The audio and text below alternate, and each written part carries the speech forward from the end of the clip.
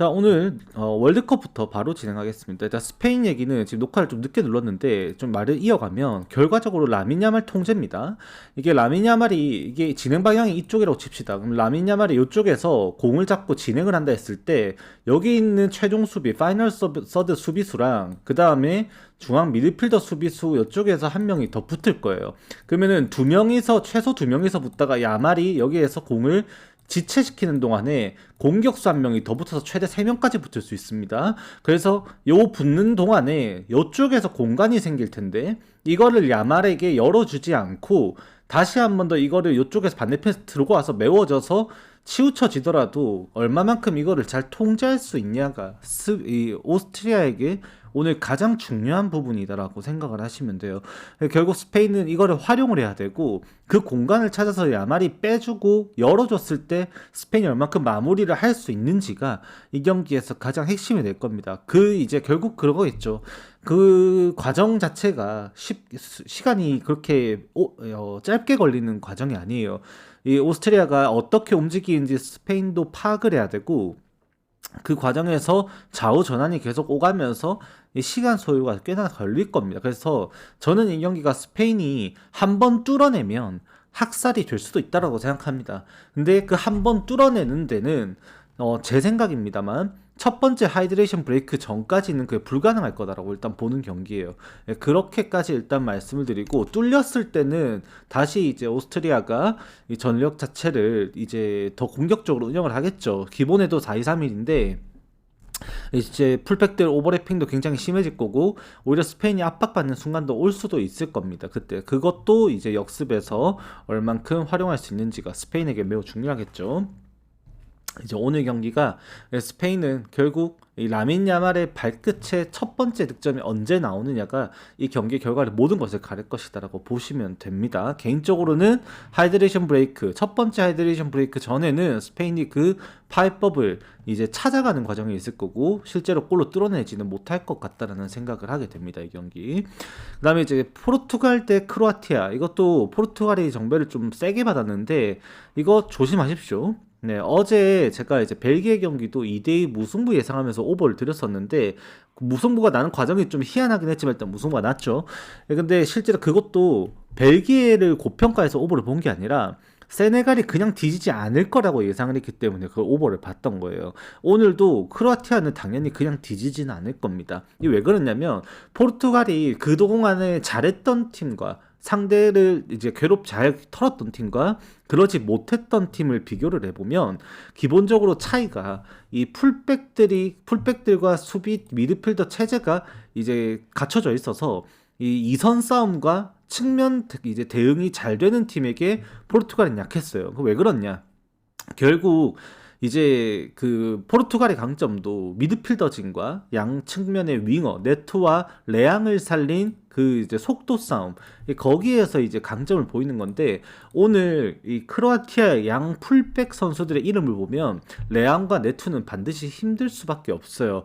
스타니치랑 그 다음에 반대편에서 왼쪽에서 바라보는 게 이제 그바르디올입니다. 그만큼 크로아티아의 풀백들은 건재하고 미드필드에서는 총사령관인 이 모드리치가 버티고 있는 싸움에서 이제 부페라든지 아니면은 지금 이제 오늘 경기에서 제가 볼 때는 가장 좀 핵심이 부페라고 일단 생각은 하는데 이 부페라 아니면 비티냐 네베스죠. 얘네 3명 미드필더가 중앙에서 얼만큼 이거를 또 모드리치랑 잘 싸워줄 수 있느냐가 중요할 겁니다. 물브 70개입니다.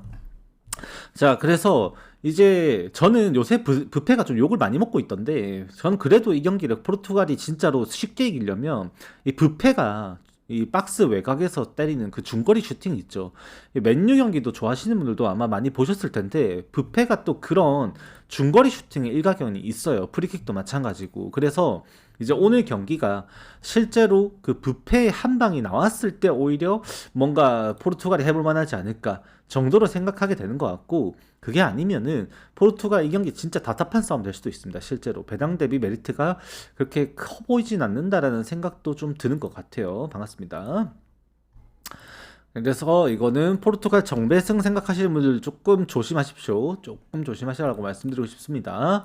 자, 그 다음 경기는 마지막에 이제 스위스 대 알제리의 경기가 있는데 이거 같은 경우에는 오늘 아 잠깐만 이거 쪽지 이거 멘트 보내드렸어야 되는데 이게 중요하거든요.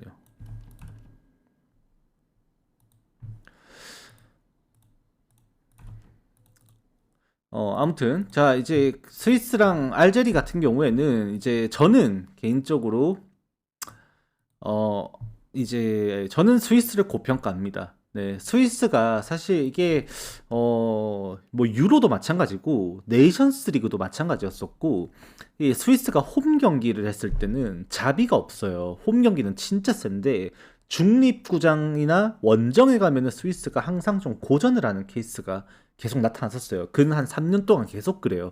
그래서 스위스라는 팀이 이런 이제 대회에 나와가서 본선 토너먼트 중립 경기장에서 성과를 내는 것 자체가 사실 이력 자체가 그렇게 많지가 않아서 좀 쉽지만 않은데 그래도 경험적인 측면에서는 알제리를 이미 월등히 뛰어넘는 게 스위스예요. 오늘 1.9배당이 넘게 배당을 받긴 했습니다만 개인적으로는 알제리가 아직까지 스위스를 넘을만큼의 기량은 안 된다고 생각을 해요. 지난번에 스위스가 한번 이제 그때도 제가 스위스 승을 들었던 경기였었는데 저 보스니아전이었었죠. 그때도 진짜 고전하다가 막판에 한번 딱 뚫리니까 이제 와당탕탕 넣어가지고 4대1로 이겼던 경기가 있었습니다. 그 경기도 마찬가지였는데 결국 이제 그 스위스가 이기는 과정에서 공격이 일단 한번 활로를 찾으면 계속해서 들어가는 양상을 보여요. 물론 이번 대회 치르면서 단 한 번도 클린시트를 기록했지 못했기 때문에 알제리의 공세를 생각하면은 만만하게 볼 수는 없을 겁니다. 그래도 스위스가 이번 경기를 치르면서 약간 더 우세한 입장에 있지 않을까라는 생각을 저는 바꾸긴 어렵더라고요. 이게 제가 그래도 경기를 이제 많이 보는 사람으로서 저도 많이 보는 사람으로서 스위스의 압박 능력이라든지 전방에서 이제 다이나믹함은 알제리가 넘어서기는 쉽지는 않을 것 같습니다. 솔직히. 그래서 이거는 정배 좀 괜찮겠다라는 배당 메리트가 좀 커 보이는 경기가 있다면 이 경기지 않나라는 생각도 조금은 드는 경기다. 그렇게 말씀드릴 것 같습니다. 자, 그 다음에 제가 이제 MLB로 이제 넘어가는데 제가 오늘 이거를 라이브로 하고 있습니다. 맞죠? 이제 유튜브 라이브를 동시 송출로 오늘 켰어요. 그 왜 켰냐면 지금 멤버십 분들도 혹시 지금 이제 유튜브 라이브로 오셔가지고 또 보시고 계신 분들이 있으실 텐데 그분들에게 좀 양해 좀 구하고 오늘 또 트리거를 좀 공개를 할까 싶었습니다. 일단 첫 번째 경기 필라델피아 대 피츠버그 경기 앞서서 오늘 빅매치죠. 미러키 대 신시내티의 이제 미즈롤스키 대 체이스 번즈의 경기가 있습니다. 일단 이 경기만 먼저 하나 트리거를 공개하면 이거 신시내티 승 트리거가 떴어요. 그래서 대가리가 존나 아픈 거죠. 이게 미즈롤스키가 나오는데 KBO 네 내일 거 드리겠습니다. 보내시면은 내일 드릴게요. 네. 그래서 아무튼 지금 이제 신시내티 승트리가 나왔는데 이게 사실 납득하기가 쉽지만은 않아요. 물론 체이스 번즈도 정말 이제 이번 시즌 잘해주고 있습니다. 지난 경기에 저 이제 그 피츠버그 상대로 좀 털려가지고 살짝 아쉬운 모습이 있었지만 체이스 번즈가 이번 시즌 해당 경기랑 5월 달에 한 차례 빼고 딱 그때도 5실점 했었는데 그 경기 빼고 전경기 2실점 언더 게임을 해요. 그만큼 지금 정말 잘해주고 있거든요. 체이스 번즈가 실제로 지금도 9승 1패고 이제 미즈롤스키도 9승 3패 하고 있는데 지금 이제 놀랍게도 지금 먼저 10승 고지에 다돌아는 선수들이 있죠. 이번에 등판했었던 로블레스키, 다저스 그리고 크리스토퍼 산체스 두 명이 이번 시즌 10승 고지를 밟았습니다. 근데 놀랍게도 이번 시즌 최다승 투수들은 걔네들이 아니에요. 이제 어제 나왔었던 애쉬비입니다. 불펜 투수인데 애쉬비가 이번 시즌 40경기 중에 오프너 뛴 거 한 경기 제외하고 선발로 나왔던 경기 단 한 경기도 없이 12승을 챙기고 있어요. 미친 새끼죠. 네. 불펜 투수가 지금 리그 최다승 투수입니다. 12승, 애쉬비. 미러키가 오늘도 그런 가능성이 또 생겼어요. 어제도 나오긴 했지만 오늘도 미즈로스키랑 체이스 번즈의 싸움이 치열해지면 서로 이제 승리 투수 놓치기가 싫겠죠. 이 경기는 라이벌인데 다승 라이벌. 그러면서 이제 서로 이닝 소환 당연히 길어질 테고 먼저 내려가는 건 싫을 테고 좀 이제 악바리로 할 경기인데 그렇다 보니까 이제 6.5점까지 기준점이 떨어지게 됩니다. 이 경기가. 오늘도 사실 투수진 양상은 당연히 생각은 해야 되는 경기임에도 이 세부 데이터적으로 바라봤을 때는 미즈로스키랑 그다음에 체이스 번즈의 이제 가치 차이가 꽤나 차이가 나요. 미즈로스키가 보여주고 있는 이번 시즌 뭐 X 값들이라고 하죠. 제가 expected 수치들을 보면 뭐 배팅 에버리지부터 슬러그 수치라든지 삼진율은 뭐 39% 가까이 되고 말도 안 되거든요. ERA도 미조스키는 2.1 수준에서 형성되는 반면 체이스 번즈는 2.36에 대비해서 좀 높은 2.9였나 3점 초반이었나 그렇게 나오는 걸로 아까 확인을 했습니다. 그만큼 약우세로 가져가게 되는 쪽은 당연히 이제 미러키가 맞아요. 이게 근데 이 4연전 수입전입니다. 이 경기가 또 그래서 이게 미즈로스키가 나오는데 4연전 수입전이 사실 의미가 있을까? 팀적으로 좀 밀어주지 않을까라는 생각도 좀 드는 경기인데 이래나 저래나 어제 경기 필승조 썼던 것도 미러키였었고 그런 부분이 조금 거슬리는 것도 사실이다. 다만 이제 신시내티의 지금 최근 타격감과 미즈로스키라는 이 선수의 가치 판단을 해보면 4연수입 해야 되지 않나 싶기는 합니다. 저는 이제 일단 트리거는 이게 신시내티 승 트리거가 나왔어요. 그래서 저도 고민을 많이 했습니다. 이거를 조합표에 써야 되나 말아야 되나. 네, 정말 고민을 많이 했어요. 제가 트리거 반대로 개겨가지고 이번 시즌에 4번 개겼는데 4번 다 졌거든요. 제가 트리거한데 그래서 트리거가 맨날 다 맞추는 것도 아니기에 이거를 갖다가 무조건 쫄아야 된다는 법은 없지만 제 이제 경험상 트리거 반대로는 모두 다 틀렸었다 보니까 좀 망설여지더라고요 많이. 그래서 고민 많이 한다고 오늘 경기 이거 방송이 좀 늦었습니다. 경기가 많이 없는데도. 그래서 이제 여러분들도 판단은 여러분들의 몫이겠지만 저는 일단은 분석적으로 바라볼 때는 최근 타격 데이터라든지 그 다음에 동기부여라든지 그 다음에 홈 경기라는 점 요소라는가 아니면은 이제 불펜에서 신시내티당 그 다음에 미러키가 어떻게 쓸 수 있는지를 따져보면 결국 트리거랑 4연전 수입전이라는 요소 말고는 이제 데이터적인 측면에서는 이제 미러키가 유리해 보인다라는 것은 변함이 없다라고 좀 말씀드리게 됩니다. 자, 그다음 경기는 이제 필라델피아 대 피츠버그 경기로 돌아가서 이제 오늘 랭겔 대 제라드 존스 나옵니다. 이 경기는 사실 필라델피아가 이겼으면 좋겠어요. 요새 분위기를 탔기 때문에 지금 1차전 경기 개판 털리고 2차전 3차전 크리스토퍼 산체스랑 제킬러 꺼내가지고 다 잡아내고 오늘 4차전 경기 하는 건데 필라델피아가 이겼으면 좋겠어요. 개인적으로는 타격도 충분히 될 것 같아. 근데 문제는 피츠버그도 필라델피아만큼이나 지금 리그 최상위권 타격을 보여주고 있고 양팀 모두가 오늘 경기에서 불펜이 많이 약해집니다. 선발뿐만이 아니라. 그래서 이거는 오기 부리지 마시고 그냥 오버 기준점 높아도 10.5점이라도 충분히 가능성 있거든요. 그래서 오기 부리지 마시고 그냥 오버 거치는 것이 훨씬 더 좋습니다. 최근에 경기 치르면서 거의 2주가량 동안에 필라델피아가 무려 14경기에서 24개의 홈런을 뽑아내고 있고요. 그 다음에 피츠버그 같은 경우에도 최근까지 경기를 펼치면서 이제 팀 OPS가 0.839에 팀 타율 2할 8푼 8리 이 성적이 리그 전체 2위 성적입니다. 그만큼 이 지난 13경기, 14경기 치르면서 전체 리그에서 타율 1위 팀과 2위 팀과 3위 팀 간의 대결이 이 대결이에요. 이 중단기 성적에서 굉장히 드라마틱한 반전을 보여주고 있는 양 팀이고 이제 오늘 경기에서도 지금 이게 이 타격감이 식지 않고 있다는 게 매우 중요한데 이게 6월 초부터 시작해가지고 피츠버그 필라델피아가 리그 중상위권에서 유지되고 있던 타격을 야금야금 올려왔던 데이터예요. 그렇게 이제 최근 그 데이터가 꾸준하게 잘 나오고 있는 양팀 타선이기 때문에 지금 무시할 게 안 되죠. 어제 경기도 카일 슈아버라든지 아니면은 이제 브라이스 하퍼라든지 중심 타선에서 이제 활약이 더 이루어져야 되는 타자들의 활약이 없이 어제도 보시면은 진짜 마시가 미쳤는데 요새 마시랑 알렉 붐의 홈런 그 다음에 이제 트레이 터너 이 초반에 나왔었던 그 홈런 3런 대단했죠. 근데 카일 슈아버가 어제 삼진 3개 당하고 아무것도 못했는데 이런 점수가 나요.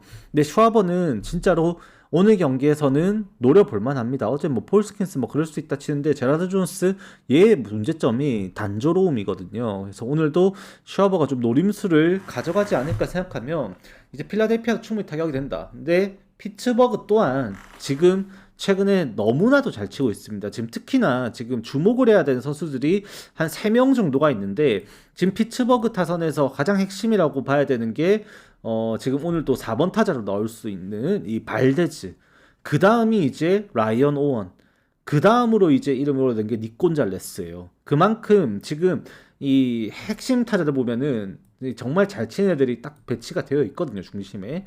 여기도 확실한 타격이 가능합니다. 거기에다가 요새 타격감이 갑자기 좀 바짝 오르고 있는 만검. 만검에서 이 1번 리드오프 그리핀으로 이어지는 여기에 통제가 안 되잖아요. 만검 최근에 12경기 지금 타율이 3할 1푼까지 올라왔거든요. 그만큼 만검에서 여기로 올라가 버리면 여기 진짜 비기닝 허용해도 필라델피아 할 말이 없어요, 오늘 경기가. 그래서 10.5점 높아 보이실 수 있습니다. 하지만 오늘 경기가 양팀 타격감만 따지고 보면 분명히 불펜에서도 두 팀 모두 약해져요. 오늘 어쩔 수 없습니다. 그래서 10.5 오버는 생각을 해줘야 될 것이다 라고 말씀을 드리게 되는 겁니다. 그 다음에 이제 콜로라도 대 마이애미 경기인데 이것도 재밌는 데이터를 좀 알려드리면 저도 어제 마이애미 승을 풀배팅을 썼습니다. 보기 좋게 비기닝 한 번에 무너져가지고 역전패 당했죠. 이제 답이 없었는데 이제 콜로라도가 이 경기를 이긴 순간 이제 상황은 많이 달라졌어요. 오늘 오렌젠 대 귀스토 서로가 단점이 명확한 선수이고 장점도 있는 선수들이에요. 근데 이제 그걸 떠나서 콜로라도가 쿠어스필드에서 이렇게 한번 타격을 해서 이제 비기닝을 만들고 근데 이걸로 승리를 챙겼다라는 요소 자체를 무시할 수가 없습니다. 왜 그러냐? 지금 실제로 이번 시즌 콜로라도가 홈 시리즈를 치르면서 이제 스위프를 했었던 시리즈도 있었지만 일단은 홈에서 타격이 터져서 경기를 그러니까 승리하고 나서 그 다음 경기에 퐁당이 아니라 연승을 기록한 적과 그러지 못하고 경기에 패배했던 적의 비율이 명백하게 차이가 난다는 거죠. 즉 쿠어스필드에서 연승에 실패했던 승리를 하고 그 다음 경기에 패배했던 케이스가 이번 시즌 동안 3번인가 4번밖에 없어요. 그만큼 쿠어스필드에서 콜로라도는 타격에서 한번 흐름을 탄 경기 이후의 경기에서 승률이 매우 높았다는 겁니다. 70%가 넘어가요, 지금. 그만큼 이제 오늘 경기에서도 쿠어스필드가 한번 이겼다라는 것을 주목을 해야 돼요. 그러면 오늘도 로렌젠 만만치 않거든요, 실제로. 지난 경기도 나름 잘 던져줬는데 귀스토가 최근에 이제 이닝이 좀 줄어든 상태에서 적은 상태에서 제 역할을 해주고 있는 것도 사실이긴 합니다만 오늘 콜로라도 타선 만만하게 봐서는 안 됩니다. 콜로라도가 실제로 승률 자체가 안 나오는 게 투수진의 활약들이 살짝 조금씩 아쉬워서 그런 건데 실제로 최근까지도 쿠어스필드 뿐만이 아니라 원정 경기까지 치르면서도 콜로라도는 팀 OPS를 0.8 이상으로 유지를 하고 있는 팀이에요. 오히려 마이애미 같은 경우에도 타격감은 당연히 좋다라고 제가 계속 말씀을 드리긴 합니다만 쿠어스필드를 제대로 활용할 수 있는 수준의 그런 타격을 하는 선수 구성은 오히려 콜로라도 쪽이거든요. 그래서 어제 경기에 사실 이겼어야 되는데 마이애미가 그러지 못하게 된 지금 상황에서는 이거 콜로라도가 할만할 수 있습니다. 실제로 타격적인 측면에서 홈 경기에서 연승을 기록할 확률이 콜로라도가 이번 시즌 표본상 꽤나 굉장히 높았다. 그러니까 타격이 터지고 난 다음 경기에서 콜로라도는 승률이 좋았다라는 겁니다. 이게 연승의 홈 경기 한정입니다. 홈 경기 한정 콜로라도는 분명 홈에서 연승의 확률이 매우 높게 나왔다라고 아시면 됩니다. 자, 그 다음 경기는 이제 클리블랜드 대 시카고 화이트삭스의 경기인데 세코니가 진짜 우리 아이가 달라졌어요를 찍고 있어요. 진짜 잘해주고 있습니다. 저도 깜짝 놀랐는데 작년에 애리조나에 있다가 딱 이적해가지고 그 클리블랜드 처기에 왔을 때 진짜 잘해줬었거든요. 그때 당시 느낌이 나요. 지금 이제 6월달에 5경기 나와서 1승 1패밖에 못했지만 1.88의 ERA로 퀄리티 스타트 3차례 포함해서 2자책점 이상의 경기를 한 적이 없습니다. 그만큼 지금 세코니가 슬러그 관리도 정말 잘 되고 있고 볼넷 관리가 조금 아쉽긴 합니다만 그래도 WHIP 수준 1.08 수준으로 6월달에 마무리했을 만큼 굉장한 활약을 하고 있단 말이죠. 오늘 경기도 화이트삭스 어제 경기에서 보기 좋게 이제 저 누구였냐 딩크레머한테 좀 체인지업 타이밍 안 맞으면서 스윙 박살나가지고 결국에는 또 졌죠. 오늘도 타이밍이 과연 괜찮을 것인가에 대한 우려는 있습니다. 물론 어제 경기 이제 카일 틸도 휴식을 하고 이제 그 포수도 이제 주전 포수도 아니었었고 롯데가 좀 돌았던 경기긴 합니다만 이 화이트삭스가 불펜 운영에서만큼은 그래도 그 4대1이었나? 그때 뒤지고 있는 상황 딱 그 실점한 상황에서 이제 허드슨 카드 실패했죠. 그 허드슨을 막으라고 냈는데 그 4대1이 된 거고, 그 다음에 올라왔던 것도 길버트였나요? 이제 결국 필승조 운영을 했다라는 겁니다. 이기려고. 근데 그게 안 풀렸어요. 그래서 마틴이 오늘 경기에 갖는 부담은 좀 더 커질 수밖에 없는 상황이라서, 클리블랜드의 타격감이 여전히 안 좋은 상황이라서 타격감 자체를 좋게 바라보기는 쉽지가 않거든요. 지금 클리블랜드가 경기 점수를 어떻게 가져갔던 한에, 어제 경기도 마찬가지지만, 사실상 어제 경기는 이제 맥켄지 고어가 털리면서 이제 경기 양상이 이제 터져버린 경기에서 이제 운영이 조금 가던 상황이라서, 텍사스가 조금 더 이제 약하게 운영을 했다면 클리블랜드는 어제 이제 홀더맨, 게디스, 에린까지 다 꺼냈으면서 이제 좀 진심 펀치로 때리면서도 이 경기 이제 좀 끝까지 좀 밀어붙인다고 했던 경기였었습니다. 근데 거기 과정에서 뭐 홈런에서 플라이라든지 이제 헤드게스라는 이제 선수의 홈런이 또 나와가지고 점수가 좀 날 수가 있었던 건데, 그게 사실 이번 경기에서 바랄 수 있는 구조 양상은 아니거든요. 그래서 이게 선발에서는 여기서도 할만하고 여기서도 할만한데, 불펜에서 자원을 어떻게 쓰냐에 따라서 양 팀의 결과가 바뀔 수 있는 경기예요. 그나마 제가 볼 때는 양 팀 이제 현 상황상 어제 경기에 나왔던 선수들 대비 이제 오늘 어떻게 쓸 수 있는지, 남아있는 선수들, 불펜 기용이 어떻게 될 수 있는지를 좀 논해보면, 일단 이제 화이트삭스 같은 경우에는 이기는 상황에서 연투는 가능합니다. 네, 연투 자체가 불가능하다고 볼 수는 없어요. 왜냐하면 그 2차전 경기에서 그 9대3으로 이기는 과정에서 이제 페디 다음에 롱리리프 한 명 가지고 끝냈었거든요. 그리고 클리블랜드 같은 경우에도 그 전 경기에서 이제 4대2로 지는 과정에 좀 포기를 했죠. 바이비의 호투 속에서 암스트롱 운영에 그다음 그게 실패해서 에스피노 썼었는데, 이제 오늘 경기에서 그럼 연투가 일단 필승조들이 가능하다는 점, 그거를 좀 아시면 좋겠고, 이제 그렇게 치면은 이제 뭐 승패를 따지기보다는 이 경기가 8.5점에서는 언더 바라보고 들어가는 것이 조금 더 좋아 보인다라는 생각을 하게 된다라고 말씀을 드리게 됩니다. 이게 승패로 논한다면 저는 개인적으로는 이 경기가 다시 한 번 더 클리블랜드가 할 만할 수도 있겠다는 생각도 드는 것 같아요. 그 이유는 델라우터가 어제 경기에 터졌기 때문에. 결국 지금 베테랑이 빠져있는 클리블랜드는 이 델라우터, 바자나가 앞에서 해주는 거를 고급 약으로 쭈어 먹기 점수를 내야 되는 상황이에요. 그렇기 때문에 이게 세코니가 지금 그 장턱제가 되고 있는 상황에서 화이트삭스가 기대할 수 있는 부분이 조금 줄어들게 되고, 이제 마틴이 살짝의 볼질이 가미가 돼버리면은 여기 된 출루가 된 거를 클리블랜드가 조금씩 더 주워 먹을 수 있는 가능성이 생긴다라고도 말씀을 드리게 되는 것 같습니다. 그래서 이 화이트삭스 승을 바라보기는 좀 쉽지가 않을 것 같고, 저는 그냥 언더만 생각한다라고 정리를 하게 될 것 같아요. 자, 그 다음 경기는 이제 애틀랜타 대 이제 세인트루이스의 경기인데, 이거는 와일드랩 나오면은 뭐 더스틴 메이 정도면 세인트루이스 역대 한번 생각해볼만 하죠. 와일드랩이 지난번에 부상 복귀전을 치르면서 올라와가지고 이제 볼넷을 갖다가 4개나 내주면서 삽질을 좀 해버립니다. 그날 경기에 뭐 당연히 실점이 없었기 때문에 뭐 욕을 더 많이 할 수는 없겠지만, 적어도 이제 2이닝 만에 볼넷 4개, 안타 2개는 이게 실점 안 한 게 기적이거든요. 지금도 이게 이닝도 애초에 지금 지난 그 경기에서 55구 던졌는데, 그러면 지금 오늘 경기 79 잡고 던진데도 이닝도 짧을 테고, 그러면 이제 애틀랜타가 자랑하는 리, 수아레즈, 이글레시아스 운영 자체가 실패할 수 있으니까, 이기고 있다면 거기에서 이제 그 폰테스였나? 걔까지 이제 투입이 돼가지고 뭔가 막아낼 수 있는 구간은 어느 정도 버틸 수도 있겠지만, 와일드랩이 볼질 그렇게 하는데 이거 세인트루이스가 가만히 있을 경기는 절대 아니거든요. 이게 거기다 더스틴 메이입니다. 메이가 지금 이제 기세를 조금 더 많이 이어가야 되는 상황에서 이제 오늘 애틀랜타를 상대로 다시 한 번 더 지난 경기에 대한 부진을 떨쳐내고 반등하고자 노려보는 경기인데, 이게 더스틴 메이가 최근에 정말 잘 던져줬었죠. 근데 지난 경기는 캔자스시티에게 무너질 낌새를 느낄 수밖에 없었던 게, 그 전 경기에서 완봉승했잖아요. 완봉승 다음에는 뭐다? 부진이다라는 야구적 징크스를 우리는 알고 있습니다.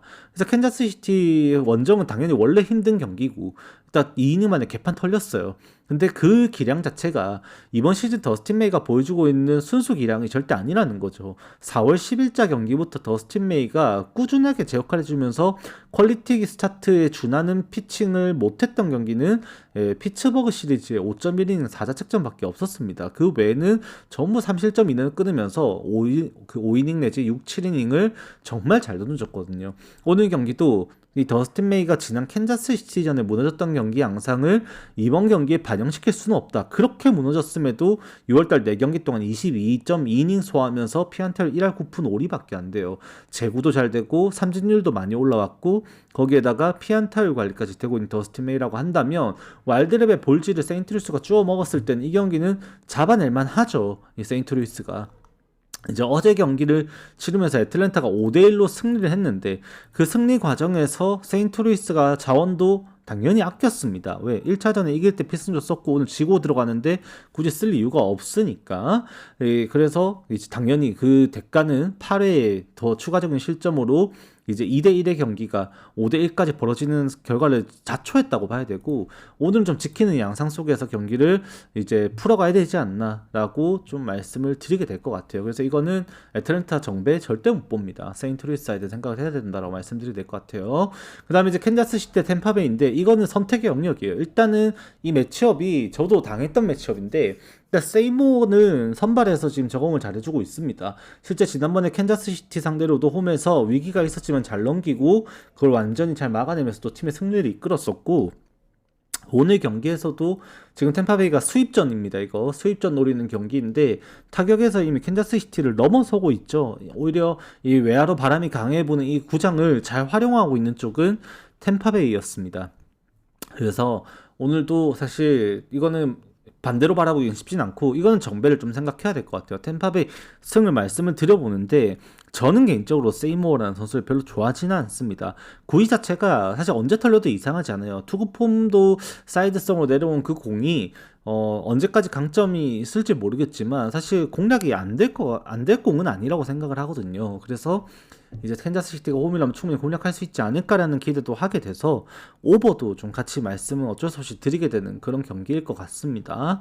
일단 저는 이 경기는 이번 시리즈 타격 데이터가 캔자스시티의 지난 3번의 홈 시리즈 동안의 표본을 봤을 때 공략했었던 좌투 상대 데이터뿐만이 아니라 전반적으로 다 보더라도 불펜에서 올랐을 때 템파베이의 핵심 불펜들을 보면 클레빈저를 제외하고는 대거 이제 우투수 매치업이 이루어지는데 우투 데이터까지 그럼 생각하면 후반에 캔자스시티도 충분히 저력이 있을 거라고 보여지게 되고 점수가 이게 캔자스시티 불펜도 생각하면 이건 좀 오버를 봐야 돼 다시 한 번 더 오버를 봐야 되지 않나라는 생각은 안 할 수가 없었던 것 같아요.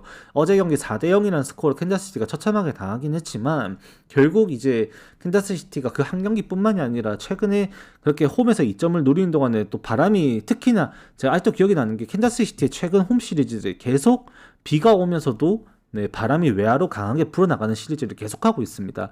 그래서 단기 3시 시리즈 정도를 이제 비교를 해보면서 타격 데이터를 보면 캔자스시티가 못 칠 공은 절대 아니에요. 타격적인 측면에서. 그래서 반등이 좀 있을 수 있다라고 생각을 해서 오버도 같이 고려하게 된다고 정리하게 되는 겁니다. 자, 그 다음 경기가 이제 텍사스와 디트로이트의 시리즈인데 이발디와 발데즈 경기입니다. 발데즈가 최근에 정말 잘하고 있다가 하필 지난 경기에 휴스턴전이었었죠. 그때 경기 저도 이제 보고 있었는데 언더 터졌던 경기였습니다. 발데즈 경기. 개그치 쳐맞았습니다. 진짜로 말도 안 되게 쳐맞았는데 던지는 공마다 속속들이 쳐맞아서 할 말이 없는 거예요. 일단은 텍사스가 오늘 좌투수 또 만납니다.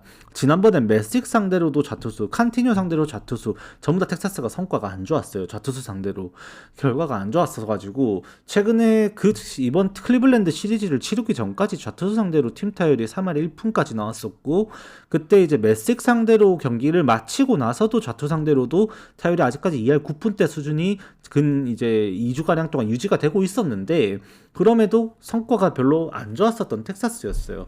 오늘도 발데즈라는 좌투수를 상대로 텍사스의 타격이 사실 이게 좌투수가 나옴으로써 작 피더슨이라든지 여타 지금 텍사스의 타선이 조금 변화가 생기죠. 이게 좌투수에게 약한 애들이 있다 보니까 그 대표적으로 지금 말씀드리는 게 이제 에반 카터 그 다음에 작 피더슨 얘네 둘이가 특히나 좌투수에게 약하기 때문에 빠지게 됩니다.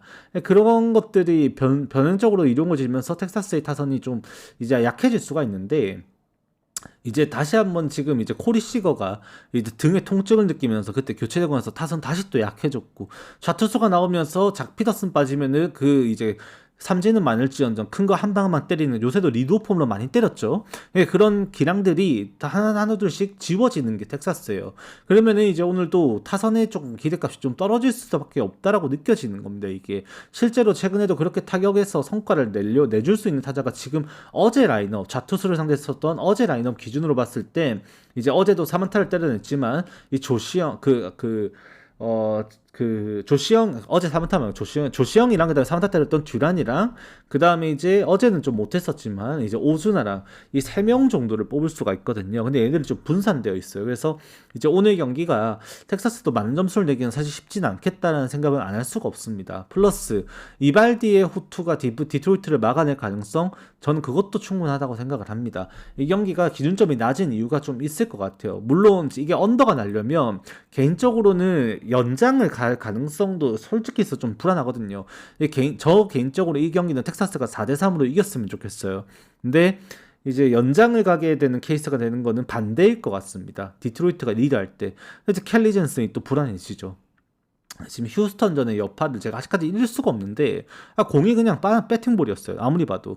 그래서 지금 이번 시즌 해주고 있는 성적 자체도 켈리 젠슨의 뭐 고점이라고 바라볼 수 없을 정도 좀 분명 아쉬운 것도 있지만, 눈으로 바라본 것으로 가장 최근 기량 자체가 너무 떨어져 보여가지고, 혹시나 디트로이트가 리드하는 클러치 상부에서 리드하는 상황이 생겼을 때 불펜 방어가 이 경기를 연장 오버로 만들지 않을까, 혹은 이제 역전 끝내기 승, 뭐 4대4에서 역전승 되면은 이제 5대4 역전승이죠. 그런 식으로 이제 물론 세이브 상황이 나올 수 있지 않나라는 생각도 조금은 우려가 되는 경기인 것 같기도 해요, 이 경기는. 그래서 일단 언더 봅니다만 그런 이제 불상사는 없길 바란다 정도로만 말씀을 드리겠습니다. 자, 그 다음 경기는 이제 시애틀과 LA 엔젤스 경기인데, 이거는 이제 언더 봐야죠. 어제 이 경기가 쉬웠어요. 만약에 시리즈가 그대로 진행이 됐다면 이게 이 같은 선발 매치업에서도 저는 시애틀 승도 언더도 못 봤을 것 같아요. 정배가 아니죠, 결국. 이제 LA 엔젤스의 가능성을 보면서도 그게 역배가 날 것도 생각을 했어야 됐을 것 같은데, 하루를 쉬면 상황이 다릅니다. 이제 왜? 이게 수입전이거든요. 근데 하루 휴식을 했다 보니 시애틀은 불펜 생각을 그렇게 안 해도 돼요. 제가 지난번 시애틀의 시리즈도 그 클리블랜드 원정에서 수입전이었었는데, 수입전이 아니었나? 그때 경기에서도 시애틀이 불펜 운영에 있어서 아무튼 어쨌든 간에 이제 확실하게 밀어붙일 수 있게 투수 운영은 이미 갖춰져 있었어요, 불펜에서. 패를 한 명만 쓰고 투수 부가 다 떨어져 놓고, 그 다음 경기에서도 필승조 안 쓰고 이제 경기 운영을 했었고, 이틀을 쉰 필승조들이 모두 대기하고 있었는데 그걸 안 썼어요. 그래서 경기가 그때 역전패 당했죠. 개판 털렸었거든요. 근데 오늘 경기에서도 시애틀이 그런 투수 운영이 나올 것이냐, 저는 그렇게 생각할 수가 없는 거죠. 이게 왜 하루를 쉬었는데 홈 시리즈에다가 브라이스 밀러면 지금 시애틀 마운드 지금 최강이잖아요. ERA 상으로 봤을 땐 그만큼 잘해주고 있는 브라이스 밀러에다가, 그러면 이제 시애틀은 이 경기를 잡아볼 만한 의지가 생깁니다. 문제는 LA 엔젤스 투수도 만만치 않다는 거죠. 왈버트 이제 우레나 같은 경우에도 워낙 이제 고위 자체가 뛰어난 선수다 보니까 지금의 시애틀 타격감 가지고는 공략하기가 쉽진 않겠다라는 생각을 하게 됩니다. 결국 이제 LA 엔젤스의 불펜들이 얼마만큼 역량을 보여줄 수 있는지 여부가 중요할 텐데, 그래도 얘네들도 하루 쉬었으면 오늘 또 이제 LA 엔젤스의 그 지금 필승조 중에 가장 이제 대표적으로 또 뽑는 게 이제 바크먼이겠죠.